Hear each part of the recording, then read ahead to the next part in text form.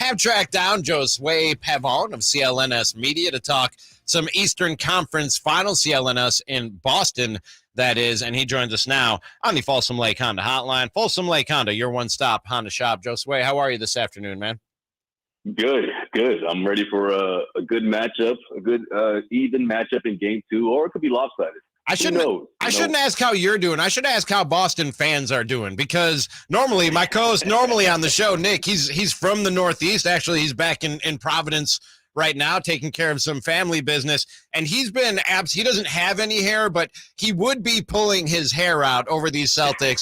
not just in what happened in Game 1, but the way that they've been so up and down throughout the series. Is this just driving Celtics fans crazy?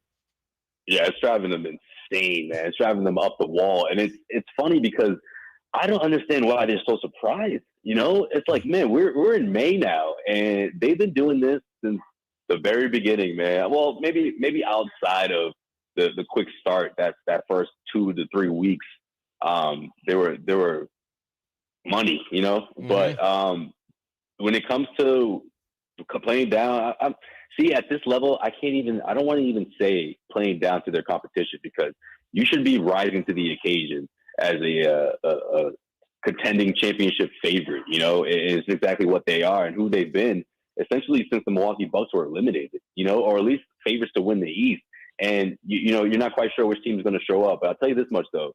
When their backs are against the wall, when their backs are on the road, well, you know, elimination game is one thing, but even when they're, you know, in the height of criticism and in the height when people are doubting them the most, they deliver. They you know, turn things around, and I'm thinking that's what we're going to see in Game 2.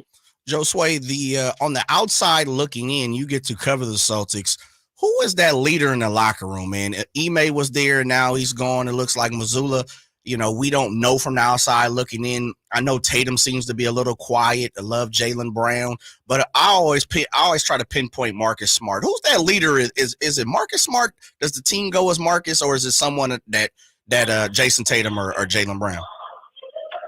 It's certainly Tatum and Brown, but I feel like they're the types that it's almost tiers to it, right? And not in a sense of, you know, one's more important than the other, but rather there's the tiers of guys that go out there and exemplify how to play, and the team follows their lead, and that's Tatum and Brown 100%. In terms of accountability and guys that, you know, say what needs to be said in the locker room, I think that belongs to Marcus Smart and Al Horford, especially at this level. You know, I thought it was interesting. While these guys were getting ready for Game 1, the very first practice after winning Game 7, Al Horford stopped the practice to correct everyone's attitude. He thought that it was too loose. He thought that guys were just, you know, goofing off, you know, feeling themselves after what happened in Game 7. And, you know, I thought that was really telling for a team, you know, where they are right now, that's still happening. And going into the series, this is exactly why I predicted this thing to go 6, maybe even 7 after what happened in Game 1, is because they tend to just drop the ball, you know, when you least expect it. And it's telling in their 500, you know, record at home throughout the playoffs going into Game 2. And it's also telling in the way they respond after 2, you know, grind out wins that we saw in Game 6 and Game 7. You know, that's the version of the Celtics that typically shows up after back-to-back games like that. When they had their backs against the wall, and talking with Josue Pavón of CLNS Media out there in Boston in the semifinals against Philadelphia, we heard chatter that, you know, if they did get bounced in that series, that there had to be change in Boston. Do you think that's still the case if they don't come out of the Eastern Conference Finals, that something's got to change, as this is what the third, fourth shot that Boston fans thought they had at winning a championship and coming up empty? Yeah, and this is by far their best shot for sure. Yeah, I think there would be drastic changes for sure. I mean, the makeup of the roster is one thing, but everything starts and ends with Jaylen Brown. What's his decision? You know, does he want to re-sign? Are the Celtics going to offer him that max deal? I mean, nothing. They wouldn't be able to continue their offseason without answering that question first and foremost, right? And of course, Jaylen Brown making All-NBA helps them in that regard.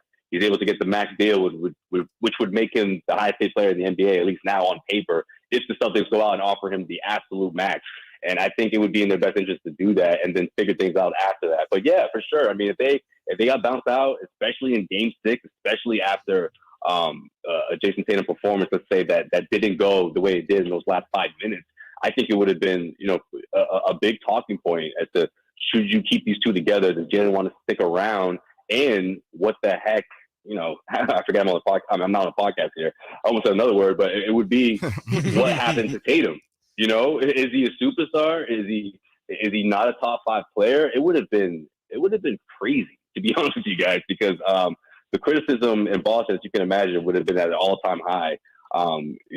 Especially after a performance like that, and seeing them get bounced out in the second round the way they hypothetically would have, it would have been really, really bad for the team, and then the fans and all the criticism would get raining down. JP, let me switch something on you, man. You're coming from the Celtics point of view. What do the Miami Heat need to do to win this from the Celtics point of view? What from the Celtics point of view are you scared of besides Jimmy Butler? Oh, man, that's a great question.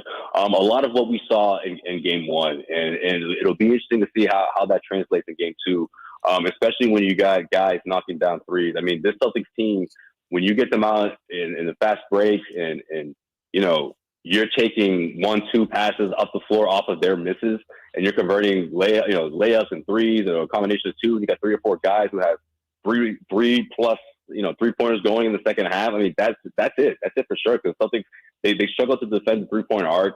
Their transition defense has always been suspect throughout the season.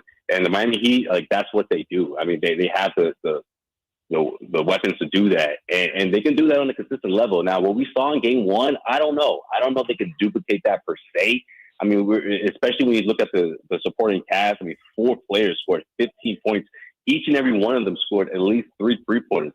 That's really hard to duplicate. But some version of that, especially when you look at a Heat team that you don't need those 4 guys every single night to go off.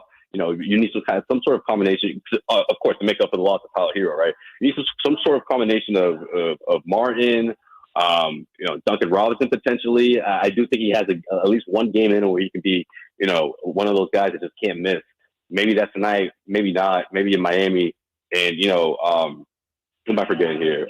Gabe Vincent is another one, So I think when you get those guys going, I think that's how you can really, run the Celtics off the floor, because by the fourth quarter, I mean, you start to see those missteps, you start to see those turnovers, and you start to see a team essentially turn to their leader in Jason Tatum, and that's not good, especially when you're, if it's a 2-point game and they're down, or some sort of variation of that, and they're struggling to get stopped. I mean, that's the thing. This Celtics team, when they're at their absolute best, it's when the defense is clicking on all cylinders. So that's going to be key in game 2. If they don't want to, go head to Miami down 0-2. That's Josue Pavón of CLNS Media in Boston, covering the Eastern Conference Finals. Also host of the Cedric Maxwell podcast. I loved Cedric Maxwell. Cedric's my guy, man. Tell him, is that right? I appreciate that, guys. Tell him, he's funny. He don't know who we are, but tell him Jay and Rami said what's up. No, he knows I am. Okay, tell him Jay said what's up and some other dude. That's Josue Pavón. Josue, thanks for the time, man. Appreciate it. Anytime, guys. Anytime. You guys want to catch up on the Eastern Conference Finals or anything else going on? But hey, I gotta applaud the fans. I will applaud the fans. Yeah, I should say second. But first and foremost, applaud the Kings, man. You guys had a heck of a season.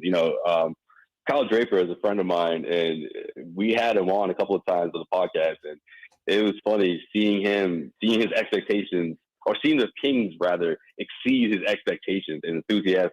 The enthusiasm that it brought out of Kyle Draper, man, it was awesome. You guys had a heck of a season. It was fun. Actually, Drapes has been doing some shifts over here just about an hour ago. We'll tell him you said hi. You tell Cedric Maxwell we said hi. Oh, man. You know what? Bet. Let's do it. All right, Josue. Appreciate the time, man.